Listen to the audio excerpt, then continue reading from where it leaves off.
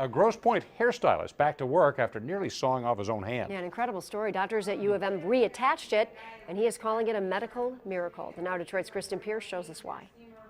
It was cut from here all the way over to here, and so this flap of skin here was all that was left. Robert Ruffer was cutting up scrap wood outside his barn when his sleeve got caught in the saw. This is what happened. He nearly cut his hand off. My first thought was that he's alive. I think that was my first thought. My hand got cut really bad.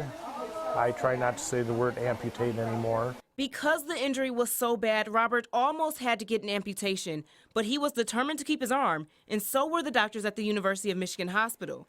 They stitched and stapled him up, and now he's good to go. They gave me a second chance.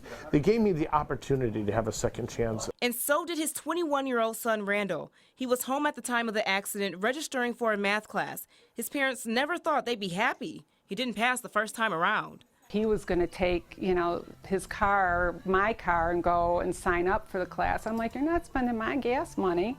You're going to sit right here and sign up right there. It's been the best money I ever spent to have him take 2 algebra classes at Macomb. Robert was at home recovering for about 2 months before he came back to work.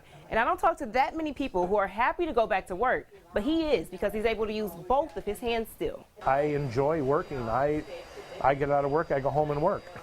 Overwhelming is a small word to describe how overwhelming it was.